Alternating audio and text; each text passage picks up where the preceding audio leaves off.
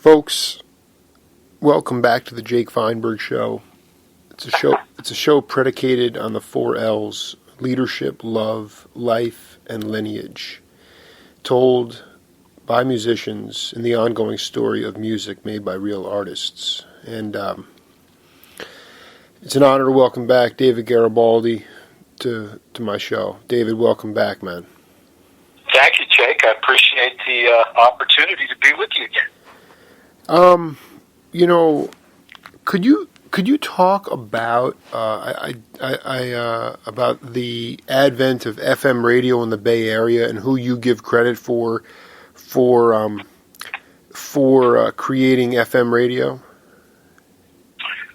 Well, I remember that we used to do. Let me back up a little bit. There Sure. was Tom Donahue, who was like an AM DJ, and he was I think he was on KYA in San Francisco. And then when the FM thing started, he was there at KSAN in San Francisco. And they had this DJ named Dusty Street, and she was a huge music fan and really enjoyed our music. She just liked all kinds of stuff. And so we did a live broadcast for them somewhere. I don't even know if it's on the internet. I've never seen it. What year was it? This was like 71, maybe. Right, but like I'm thinking Garibaldi. Like you grew up in the Bay Area too, right? You didn't move there. No, I'm a native. Native, right? So because I'm going back to there was this cat, Vaco, rather a college student. Abe Lesh. Larry Miller, though. What does that name mean to you? Does that name Larry? I don't know Larry Miller. Vaco, though, I knew really well because his real name was Abe Lesh, I think, and he was a DJ there, KSAN, record producer. We did a recording for him that he produced, and he was just a cool guy. He was around all the time. And Larry Miller, I don't know that name. Well, no, because I talked to a guy last week, Jim Stern, the engineer and drummer up from Fantasy, and he talked about this guy that was going back to. He was putting himself through college, and he put together a 6-hour show from about midnight to 6 a.m.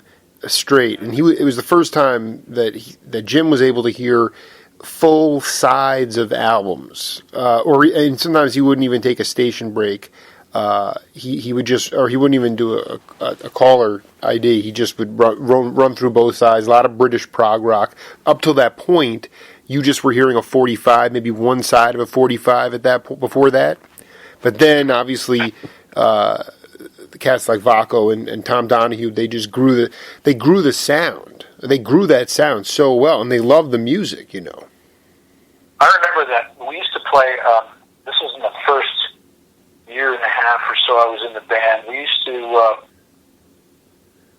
play Mondays and Tuesdays at the On Broadway in Oakland, California, there in Jack London Square. And then after the shows, we would hang out all night listening to the radio. And we would listen to KSAN, and then there was other stations too, but we'd listen all night, sit there and just groove and just party and hang out together. And we did that for, long time. That was kind of like, we would sit there and listen to music, and then we would dream about how we wanted our band to be. It's true. It's true. I want to tell you, I regret not having it queued up, but Medea, the tracks that you did on that Soul of the Bay, but with Vaco. Yeah, Vaco. That your drumming on that is. Do you remember if that was done like with the whole band in the studio? Because that is just razor sharp. I remember doing the tracks. I remember the project and all that stuff because we did it right before we went to Memphis to do Bump City. Wow.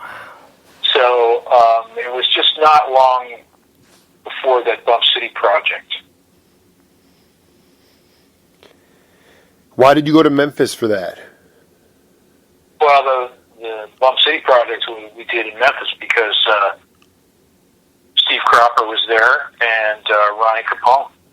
And they were the producers. The producer of record was Ronnie Capone.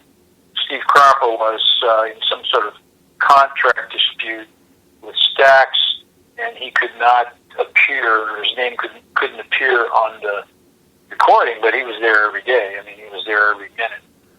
Basically, you know, he was the producer.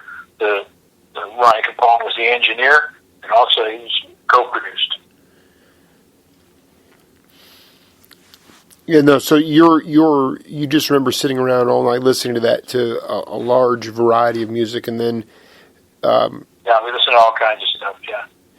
I want you to take my audience inside one of these sessions with Harvey Hughes. I realize we don't have like drum sets here to do it on, but I mean, what kind of stuff were you working?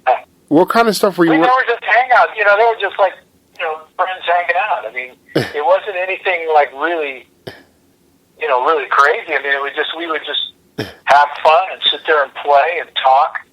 And one guy would play, the other guy would say, try this. And then we would take turns, and the other guy would get on the drum set. You know, I remember being over at my house. I had a little bungalow apartment over in East Oakland, and Harvey was over there. I remember one particular day we were tag teaming on the drum set, and you know, giving each other ideas, try this, try that, and we'd make up beats. You know, we would just kind of like build beats. One guy would play, the other guy would suggest, and we just went back and forth, you know, like that. And out of one of those sessions came the concept that I used for Man from the Past, which was on the Back to Oakland album. Can you talk more about that?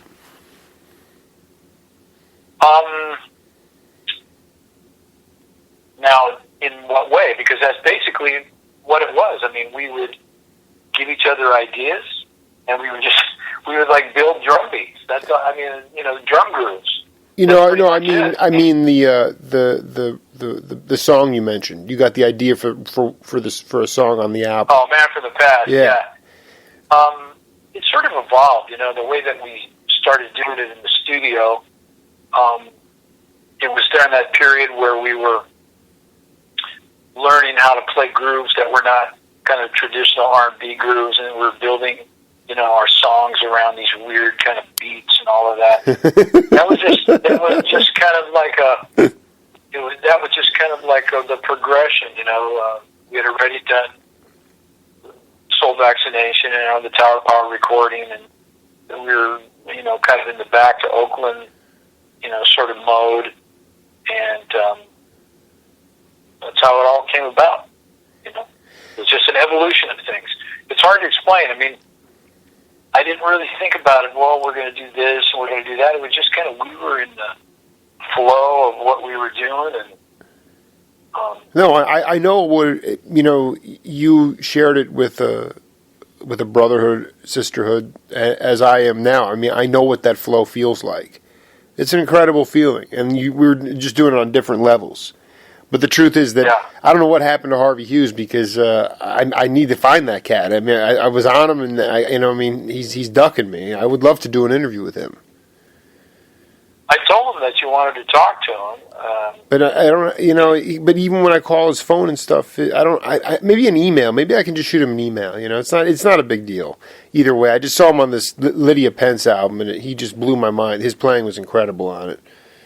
Yeah, he was a real cool player. I mean, he was a solid, really solid, typical Bay Area guy who, you know, was real funky. And he had his thing, you know, like all the cats around here did. You know, Gaylord, Mike Clark, all those guys. There was a guy, too, another guy, Sam Cox. I believe he's a minister now. I haven't seen him in quite a long time. But he was in that camp, you know, with everybody, and one of the local guys, man, that just had his thing, you know, like all the cats around here did. I was going to ask you something more philosophical, but how, in different iterations, can you talk about do you feel you're a leader of Tower of Power, and if so, how do you exhibit leadership? What kind of things do you consider to be? Well, I'm not the leader. The band leader, the undisputed band leader, is Emilio Castillo. It's his band. Yes. And of which I am a member. I've been in the band for, all these, starting in 1970 and kind of in and out and all that. So have I made the chair my own?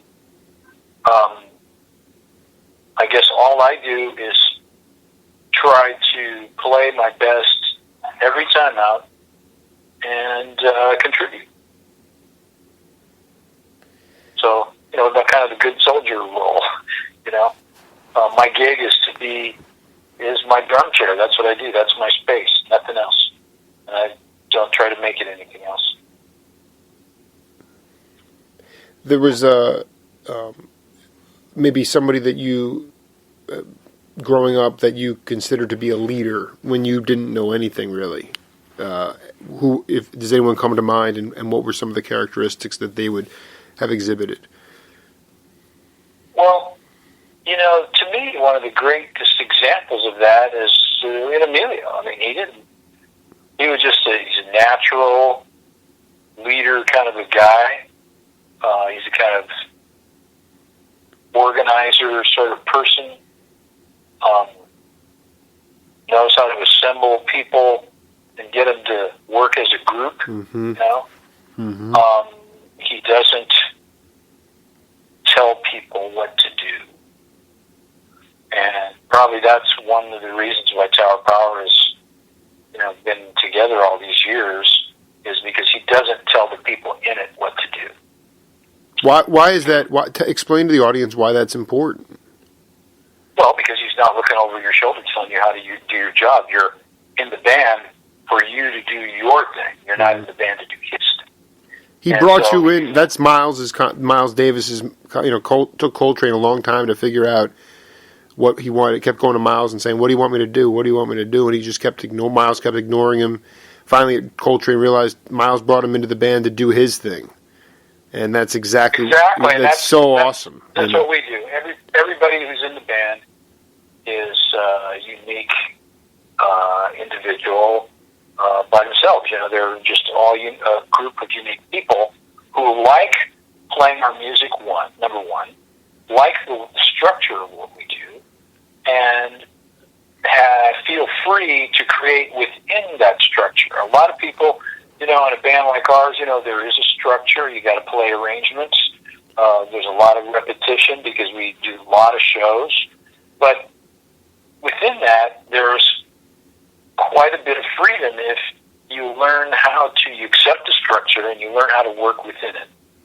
And so all the guys that are there now couldn't be a better bunch of people. I mean, everybody, it's like, I think, the star of a Tower Power show is the music, not the individual. And the individuals who wanted to be the star of the show, they never really last.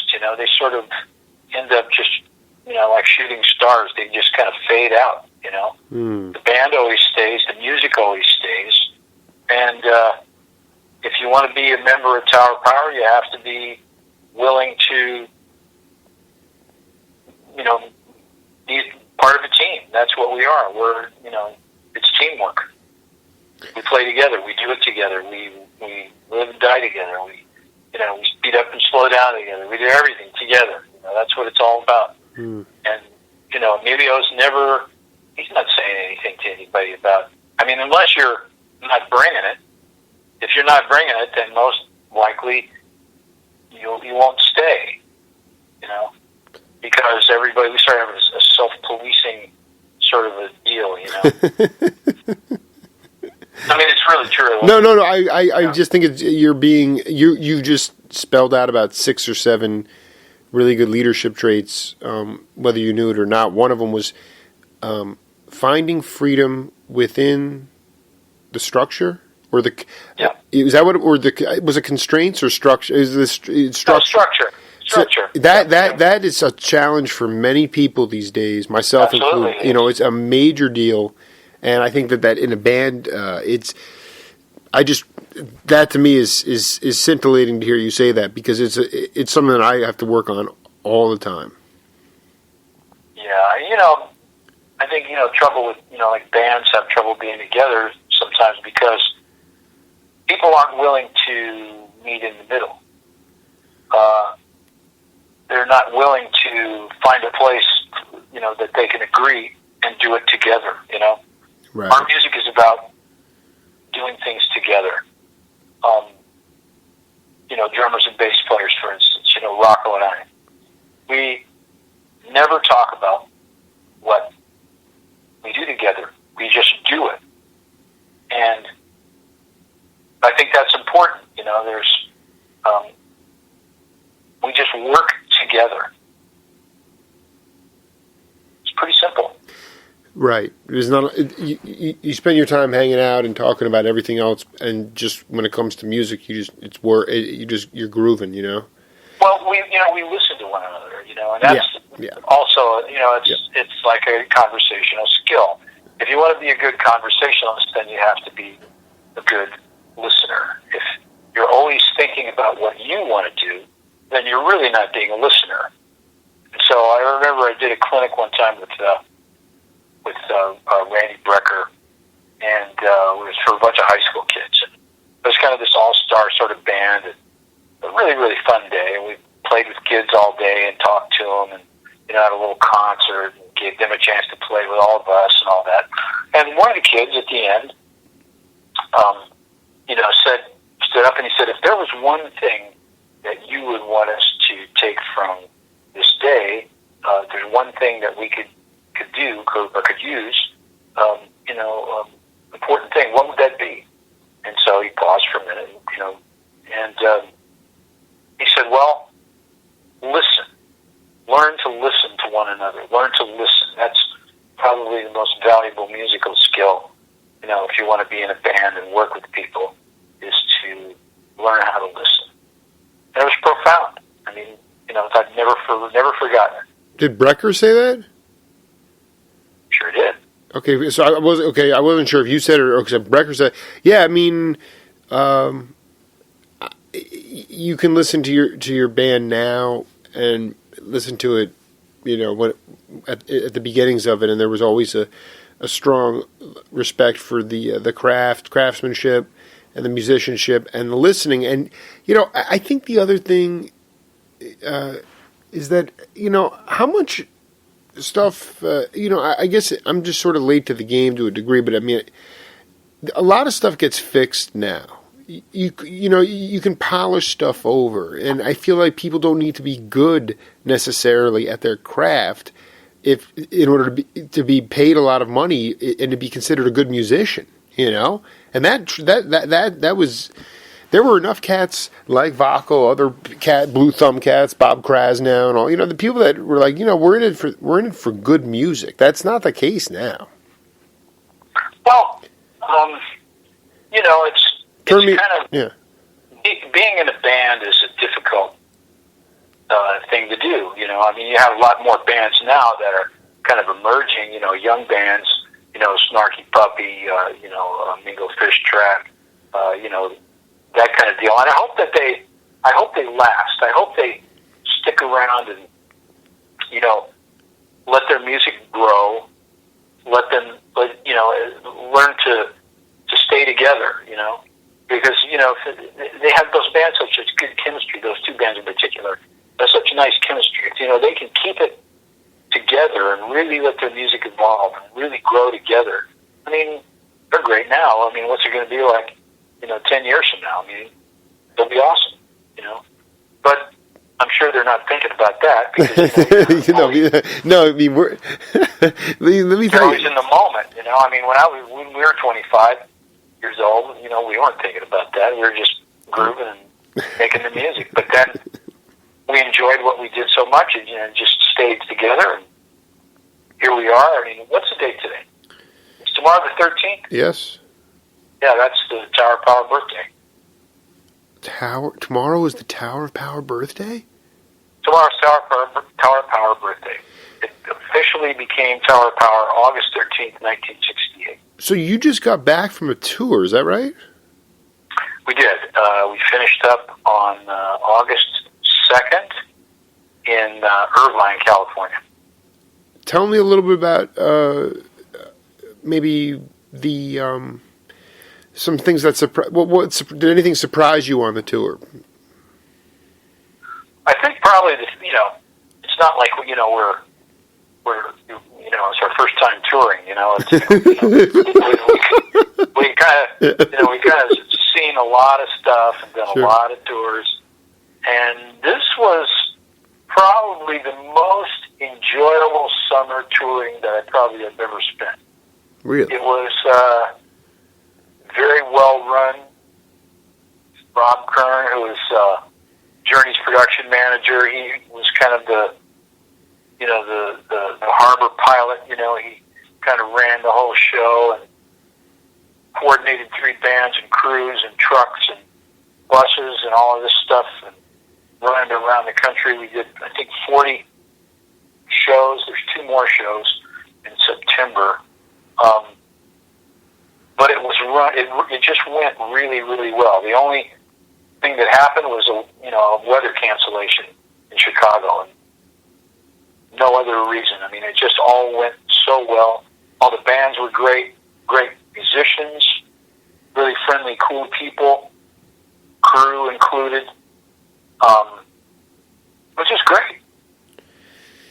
And what about what else? I mean, tell me about other projects that you're working on. I mean, you're always trying to be inventive and keep that kind of entrepreneurial side. Like, what other things are you doing? What kind of projects are you working on? I don't have a lot of extra projects. I kind of stopped doing that extra stuff, a long time ago, because I just wanted to be home more, and Tower Power keeps me very, very busy. It requires a lot of effort. It requires a lot of staying on top of stuff. So my time at home was always spent practicing. I do have like a book project I'm starting pretty quick here. I'm going to do a transcription project of all the Tower Power catalog, which should be really fun to do. And that'll be out sometime next year. But, aside from that, man, I'm a Tower Power lifer. How did you meet, when was the first time you met George Marsh? I met George. George was a Bay Area legend. And I was coming up. He was way ahead of us all. And, a fabulous musician, could play all the jazz stuff, all the funky stuff. He was kind of an avant-garde musician. He was, a hippie. He was just a cool guy. He was older. Him and Mel Graves and Zeitlin, they were, how much older were they than you? I'm not really sure. They kind of were sort of in the generation, not the generation guys, but, they were just slightly ahead of us. So they already had been out kind of doing their thing. And George, was a teacher and player. When cats would come to the Bay Area, George was, they would call George to play. And so George played with a lot of famous people because he could hang with the jazz thing and he could, do all of this stuff. But, at that time, it was still the whole, rock thing was emerging, and, the way that you had gained musical credibility was being a jazz musician. It wasn't like being in a funk band or anything like that. That was still yet to be, developed. Sure. And so George was a school guy. He was writing books. He was, so we met. He was playing with the Jerry Hahn Brotherhood. And we started hanging out, and we spent a lot of time together. I just, loved my time with him. He was a fun guy, really, just a unending series of left turns, and it was just so cool, He had such a creative, he was a creative force, I think he's playing with Denny Zeitlin right now. No, Denny Zeitlin, but David Grisman too. David Grisman, yeah. The sextet. So that was the last time I saw him. They were touring. We were touring with David Grisman, and we were like crossing each other in the airport or somewhere. That's wild. No, I mean, I love Marsh. Marsh is, he's been such a, such a good guy. And I was looking at one of these albums called Marshland, and I look at the back, and I'm like, Garibaldi wrote some props for him on this. This is I'm like, they must have connected out there. You know, I mean, I just wasn't. You know, it's nice to hear about, you know, him being an elder statesman. You know, and you know, and I think that's the testament to you guys. You're still doing it today, and in some cases, it's easier. I mean, you're staying in nicer places. You're not staying in some upholstered sewer somewhere. I can't even imagine where you guys were hanging out in '73. Well, you know, ignorance is bliss, man. I mean, you know, when you're 23 years old, you don't care. You know, you just want to have fun and play. I mean, our first gigs with Tower Power, you know, we were in a van with our gear. We were staying in rooms together. We slept on the floor of clubs.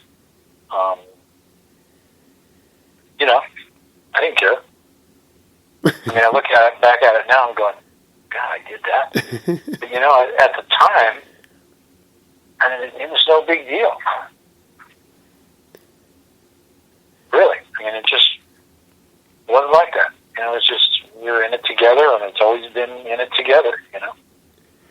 But did you ever come across the drummer Paul Lagos? Yeah, with the Pure Food and Drug Act. I wanted to, because I'm trying to figure. I'm like, wait. Bruce was in Tower Power. Victor was in Pure Food and Drug, and I'm like somewhere along the line, Garibaldi crossed paths with Lagos. I mean, dude, I'm getting. Well, yeah. Well, they were, you know, they were in the Bay Area. They played the Bay Area. They were here. Harvey Mandel. There was a Fresno. There was a Fresno connection. There's a bunch of guys from Fresno that played with that band. Randy Resnick and Victor Conti, yeah. Yeah, Coleman Head. And, you know, they were serious musicians. Randy Resnick was a badass.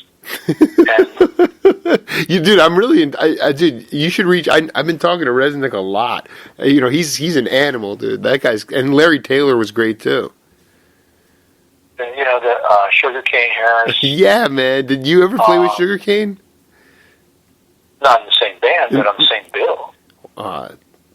That is awesome. You know, the same bill. I mean, we were. You know, they were all around at that time. You know, Freddie Roulette. Freddie Roulette is a steel player. Was he playing steel guitar? Yeah, he used to smoke a pipe when he was playing solo. He'd be smoking his pipe. Tell me about Lagos. I mean, were you a fan of his? Because I just interviewed Jim Keltner over the weekend. And, you know, he's like, I loved Paul so much. Paul Lagos was a really fabulous player. He was really kind of avant-garde, and he had, you know, a lot of jazz sort of concept in what he was doing. And, you know, he was way, conceptually, to me, way beyond where I was at. You know, he could already play. He was already had found himself in a way, from what it looked like, from what I remember. And, you know, him, Eric Gravatt, these guys were... Eric Gravatt, where was he? He was Bay Area too? No, but he, you know, with Weather Report, and he was a cat that we all around here really dug, you know. Wow. Where would you go see him out play with band? Was he in a band somewhere? The Weather Report. Would Weather Report play live at like both and that? I mean, those kind of clubs. I never saw him with Weather Report. I saw him play one time. I can't remember with who. I have to really think about that one. But then he moved to Minneapolis. What is a legacy that you what is a legacy that has not yet been written for you at this point? I mean, are you? Oh, that's for others. That's for others to say. Yeah, dude, you are the sportsman. That's the Oakland A's comment. That's beautiful, beautiful. It's true. I mean, you know, I'm not done. The story's still being written. Dude, you have the. I stole that. Know, I stole that line, man. I took that from you, man. Legacies are for others to determine. I mean, I don't think that's a self-determined deal. I mean, at least not in my estimation.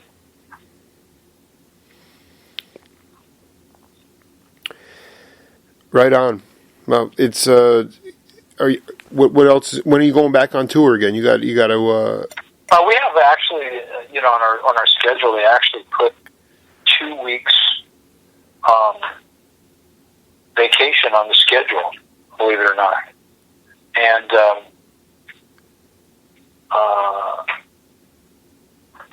that never happens. We've never done vacation. Well, maybe we've done vacation, but that's not something that is, in the Tower Power DNA to take vacations. Was the sound of all the bands different? As far as you guys were playing like playing 3 sets. How many sets were you playing a night? Well, when? On this most recent tour. Oh, we just did one show, 35 minutes. We were the trophy, the trophy wife on that show. So 30. Wow, you're just getting warmed up. Minutes. I mean, at 35 minutes, like barely getting off the bench for you're picking up 2 personal fouls. You're back on the bench. It was kind of heavenly, though, man. We did our 35 minutes. We showed up at the venue every day about 4:00. Yeah. We would everybody kind of practice for a little bit individually. Then we'd do a little sound check, and then we'd go on and do our 35 minutes. Then we would eat our dinner, go over to catering, eat the dinner, and 8:30 in the evening, we're headed out to the next place. So we did that all summer.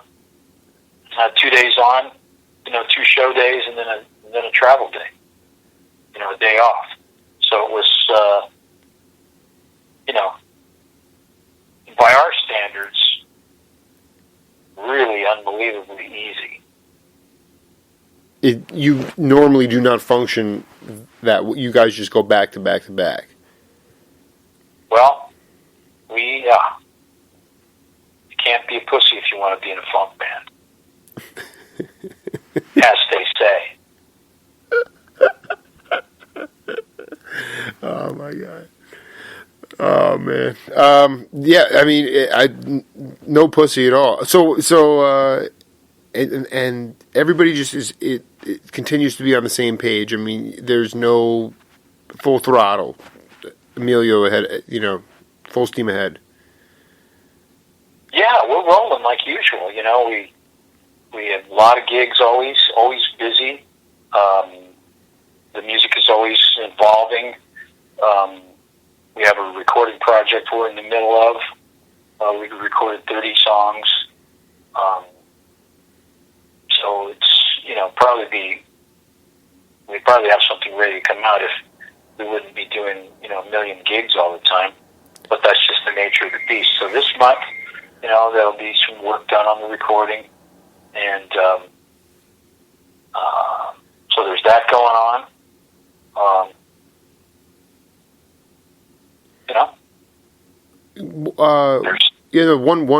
One final question for you here. Did you ever not cross paths? Did you ever play or hang with Billy Kreutzmann? Billy, I never.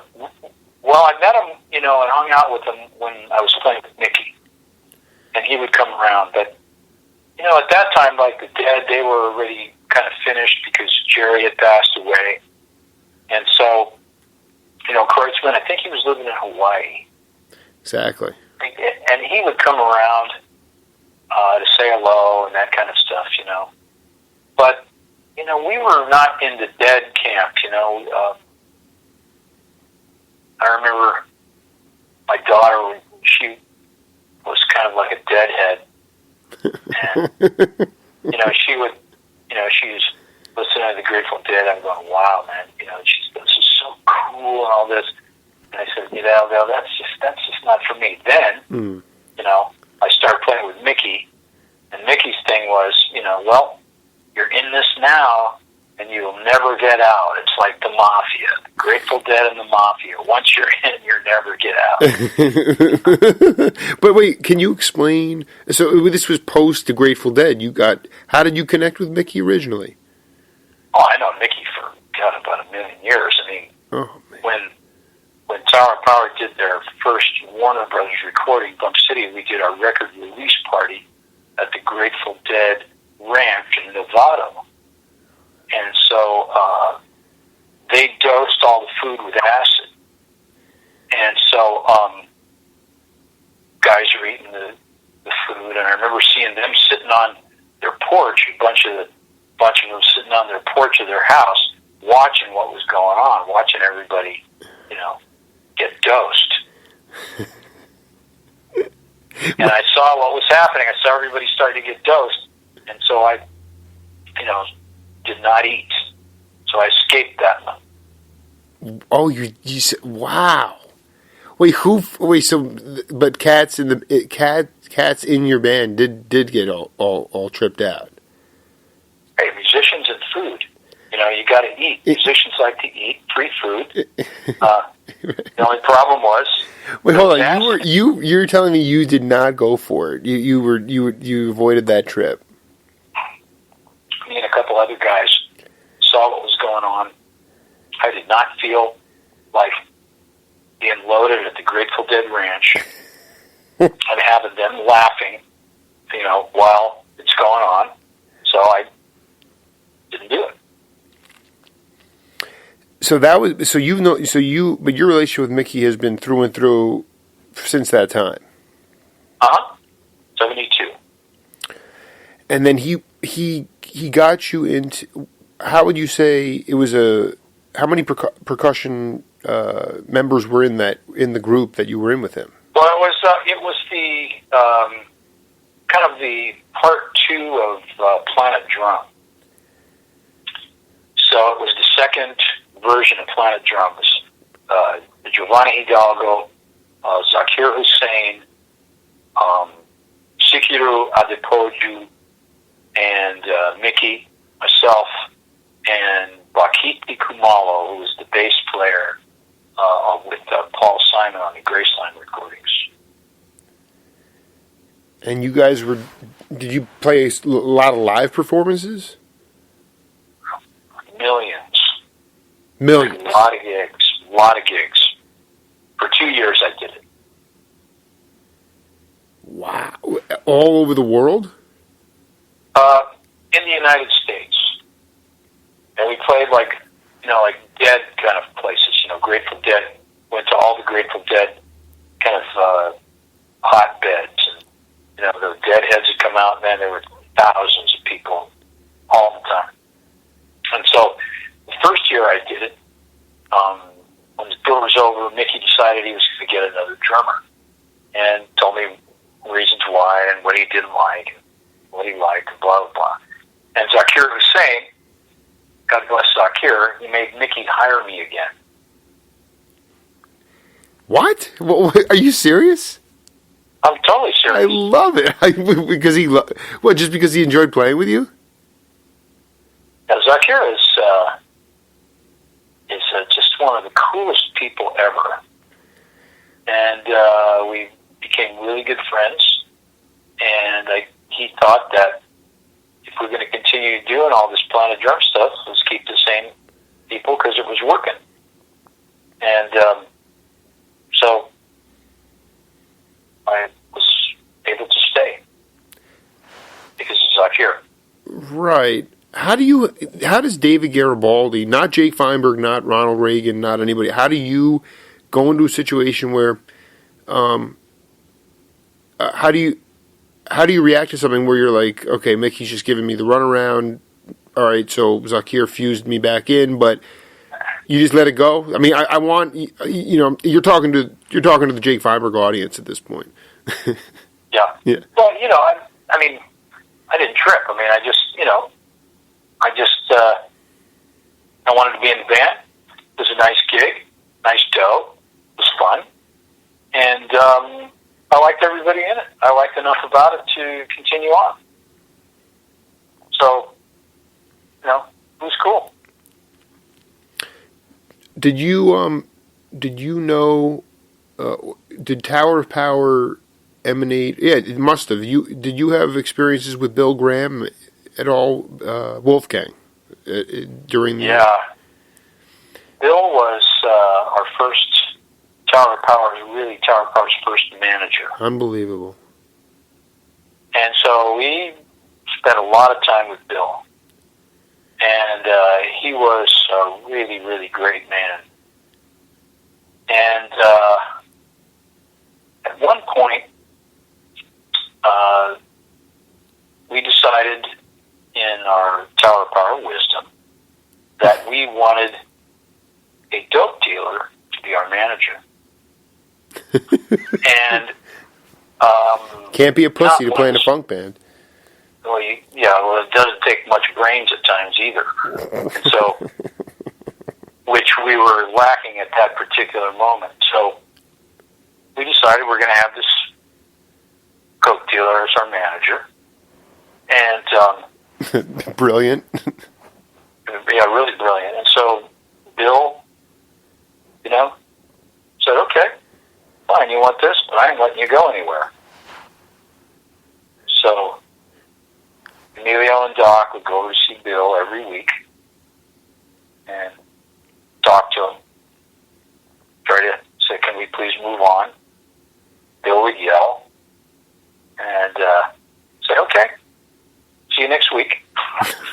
Oh, man. Bill was, he was teaching us a lesson. And, eventually got out of that situation with that drug dealer, and right. Bill let us go. And that was about the time we did the Bump City recording. Did you know? Did you know Leland Sklar? Yeah. Because I did a recording with him with Doc Cook. Leland was the bass player. Really?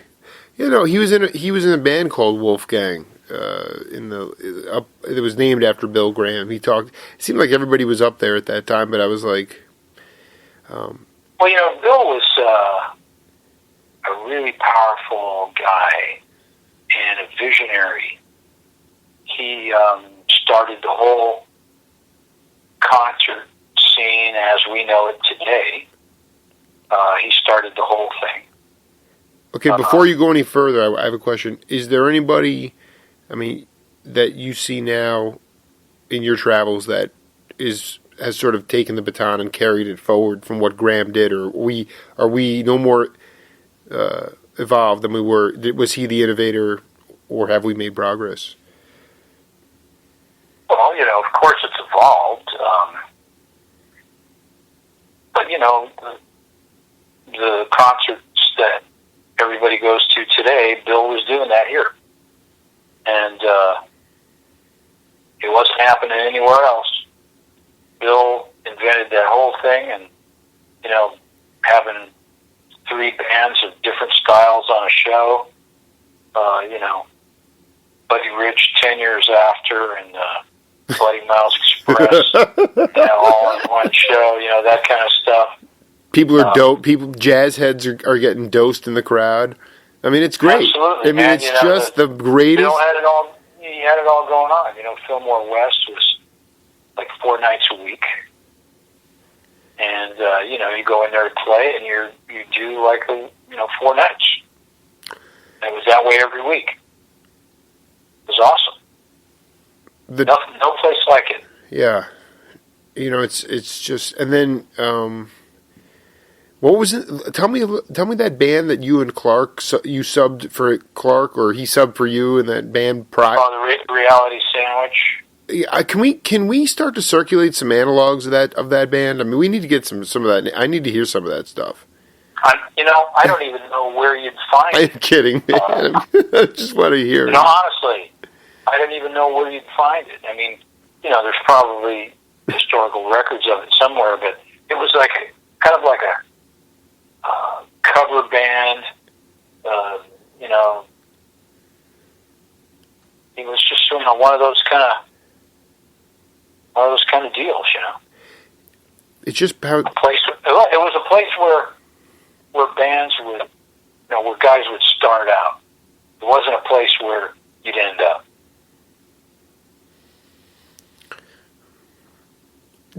have you ever done work with the Escovedo? Anyone in the Escovedo family?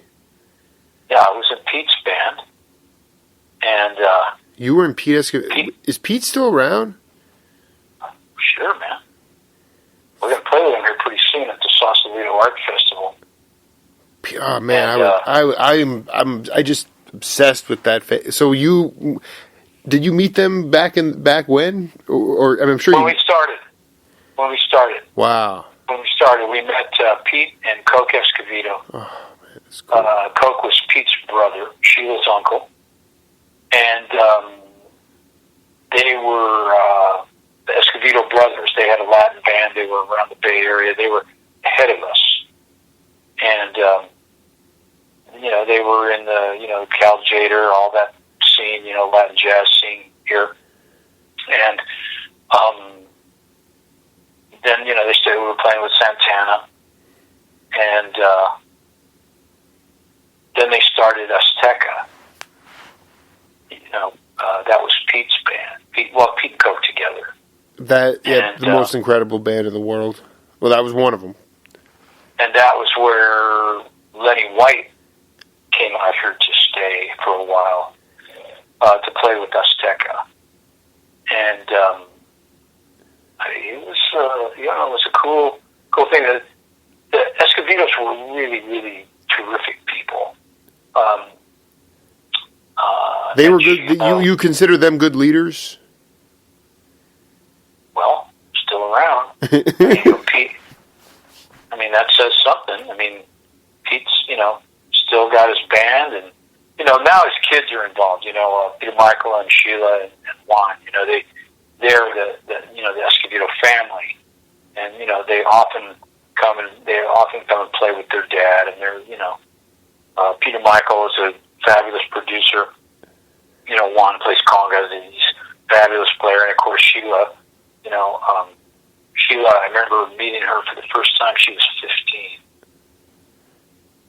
I was playing gigs with Pete here in the Bay Area, and fabulous people.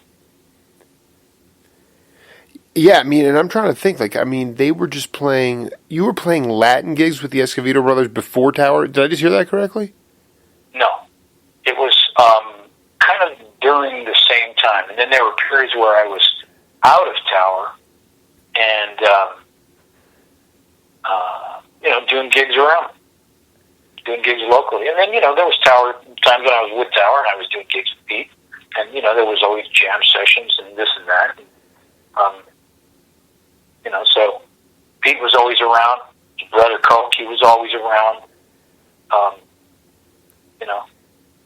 There's you just sparked my memory because of all these cats. I'm looking at this Soul of the Bay, with Vaco, and Harvey Mason's playing tambourine on the track that you're smoking on drums. That was kind of the first. How can I say, when Harvey first started in the studios in L.A., and that's exactly it was kind of when he was just getting started, because Harvey was like he's a classically trained musician, so aside from all the funk thing everybody thinks of, the people that don't know, he plays all the mallet percussion. He studied with Vic Firth. He's does a lot of mallet percussion for movies, timpani, xylophone, all that stuff. So, he's a very skilled musician, fabulous. Unbelievable. I thought he went to Berklee School of Music, but I guess he was classically trained. He just was so, when I interviewed him, he just talked about, he had 8 jobs in high school. He was just so happy to do what he loved to do.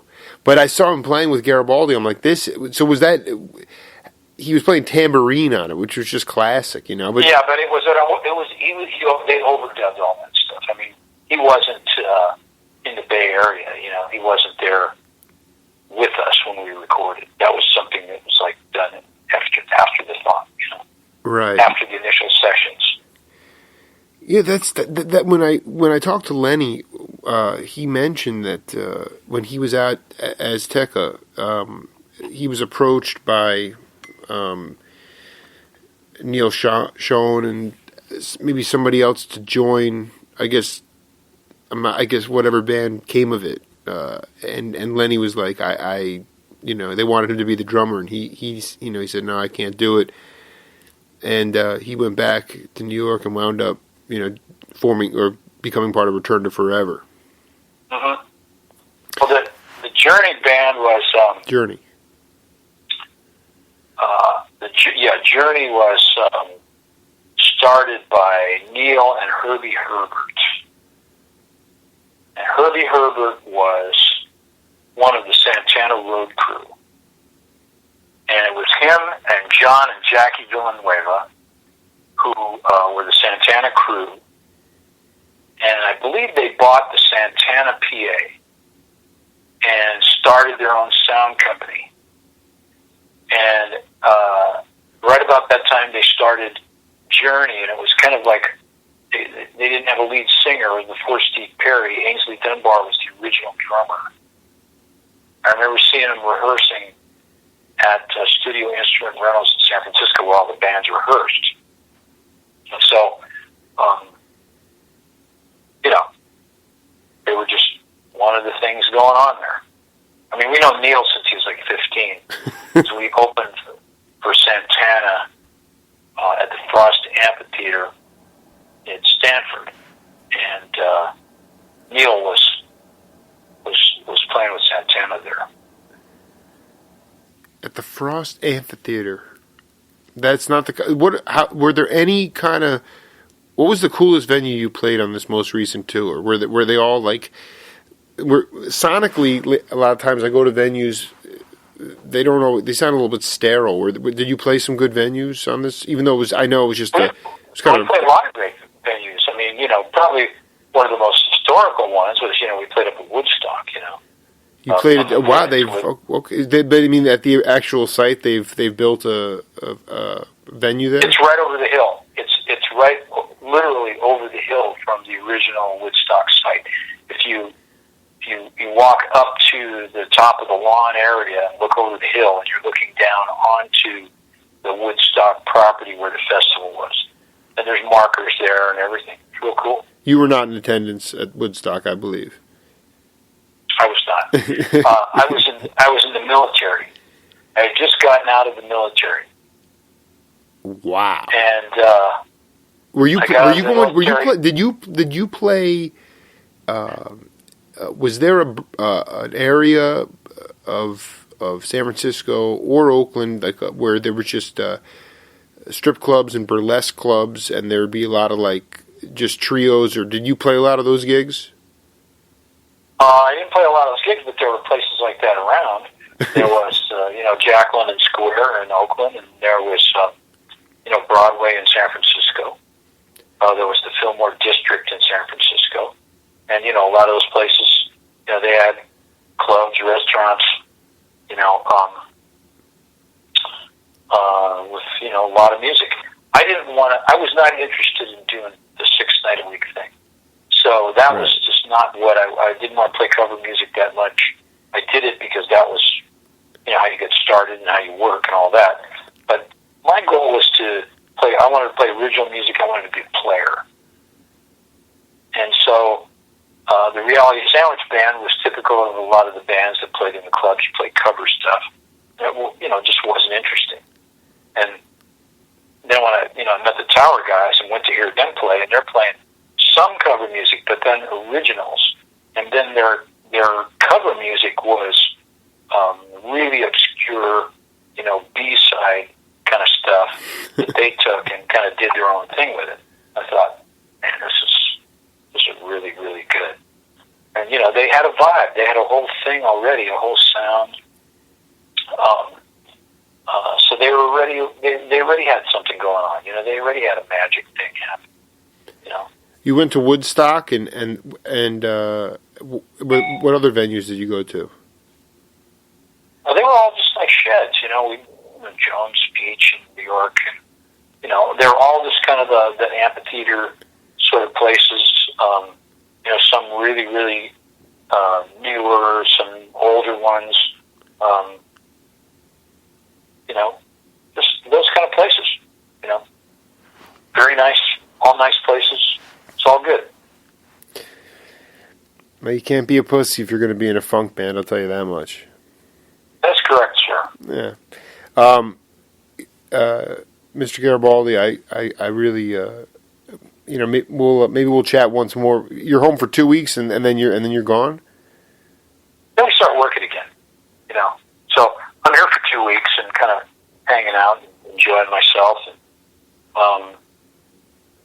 then we start up again. We start working and start moving on and doing our thing like usual. We got California gigs this month.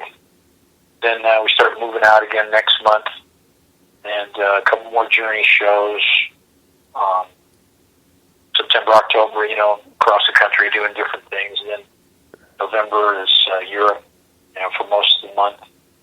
And, December, working like usual. A little break for Christmas, then New Year's. Dude, you are locked. You are way. I mean, because I'm just like, I'm teaching journalism at this pretty cool prep school here with, so I guess I teach the Jake Feinberg School of Broadcasting to these kids. But I'm thinking about. But you're psyched. It's planned out. You got the calendar filled up, but you got to stay. You got to keep marinating in the moment. And from our first interview, when I listened back to that, I'd give maybe a glass half empty kind of approach, and you'd build it back up. Because the like you said, the cream always rises to the top, and there's just you got to believe that great players will keep rising up, and then the kind of inspiration that you provide for them as well. Well, it's a good life, man. I get to play the drums. I feed my family with my art. Very thankful for that, man. It's not easy. How big is your family? We're not huge. With a little one here at the house, and my daughter's gone.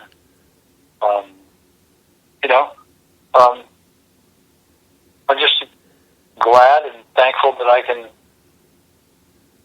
live the life and enjoy myself and make music and have a great family and ride my bike and run, watch the Giants, all that stuff. It's good. Are the Giants winning right now? I know Adam Dunn hit a home run earlier tonight.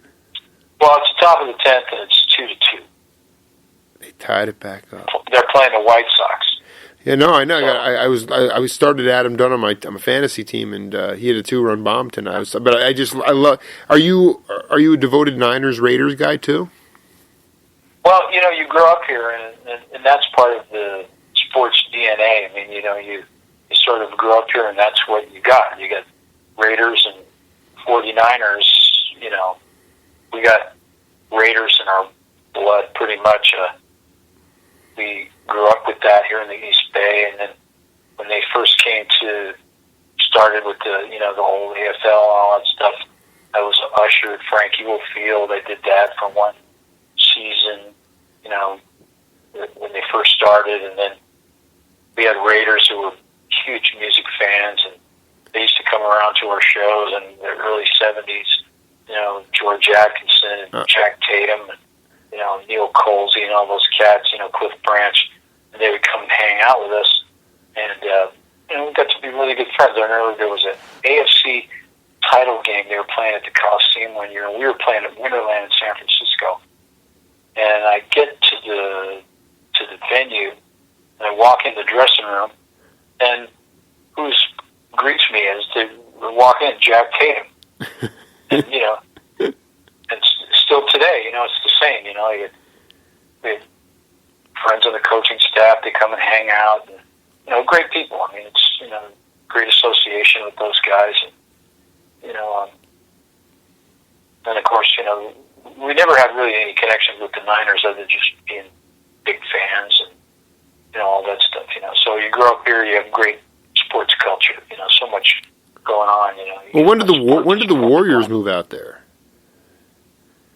Well, didn't they come from Philadelphia or something? Yeah, I'm trying to think about where they came from. I was like, dude, Garibaldi was showing up with George Karl in the mid-'80s. I'm trying to figure out when they actually... But the Raiders were...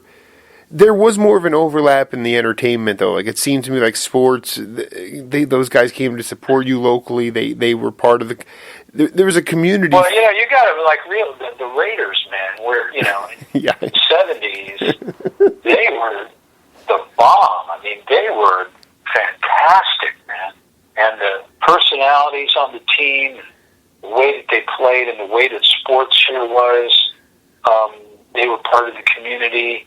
I remember over by where I used to live in East Oakland, over by Mills College, and there was a Casper's hot dog place there, a famous, hot dog place here in the Bay Area. They're still around, but at that time they were, kind of a fast food place. Everybody went.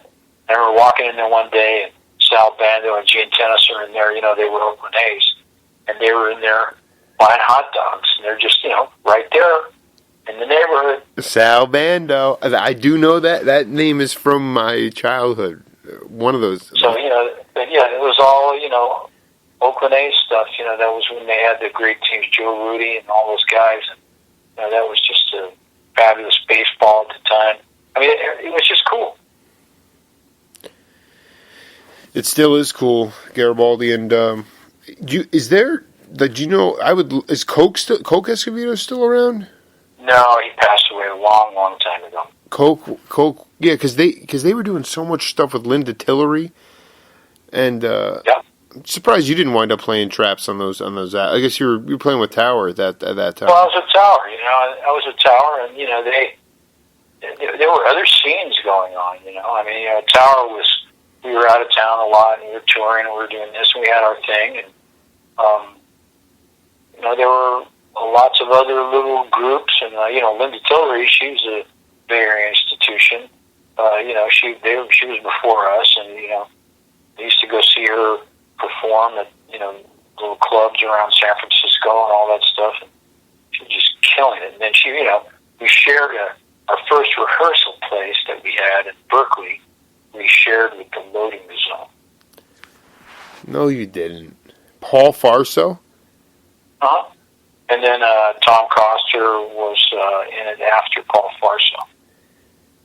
And that's where we met Bruce Conti. Wait a minute. You met Bruce Conti because he was in the Zone? He was playing the Loading Zone. Why do you keep dropping this stuff on me, man? This is mind-blowing stuff. You had not... And then how quickly did he come to the Tower? Well, Willie left, Willie Fulton, and Bruce was around. We, dug him. Dougie Roush was the bass player, I think, at the time.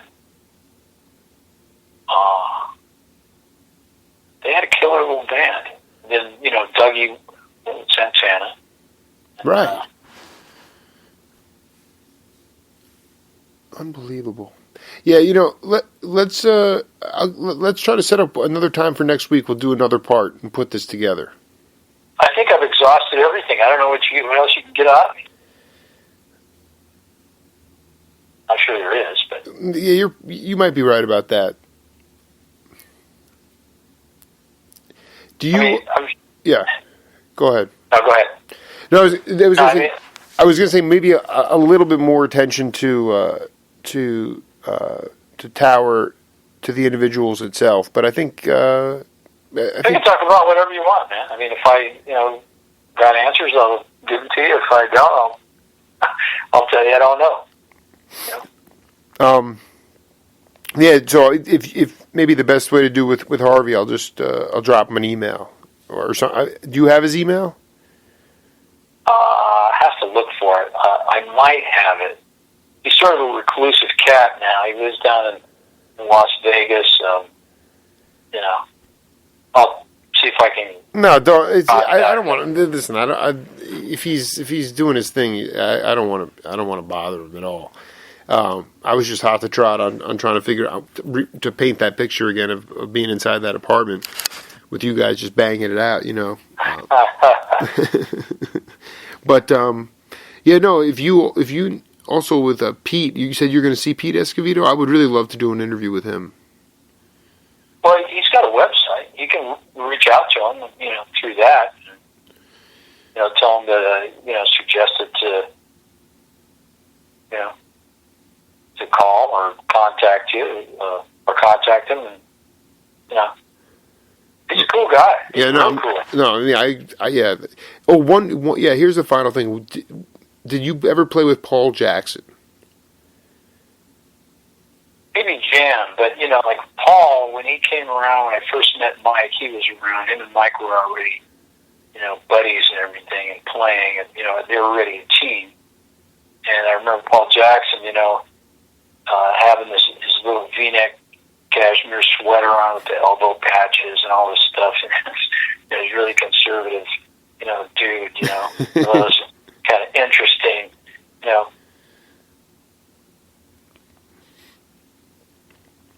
First 100 years of the hardest, Garibaldi. Thank you, man, so much. That's what they say, pal. All right. And much love to you, man. And we'll talk. To you, man. We'll talk soon. I'll get this up as soon as I can. Okay. Well, you know, it's good. Anytime you want to talk, let me know. Yeah, no. I mean, and things are really moving, man. I'm starting to cook really hard. I think Joe Pesci and Bill Cosby are coming back on the program, so we just got to keep building. Oh, good. But yeah, no, you know, listen, you know, it's like the Oakland Brandon Moss, man. You know, I'm just going to keep hitting balls in the gaps, you know. There you go, man. That's good. Yeah, take it easy, man. I'll talk to you soon. All right, pal. Thanks, man. Take care, David. Bye, bud.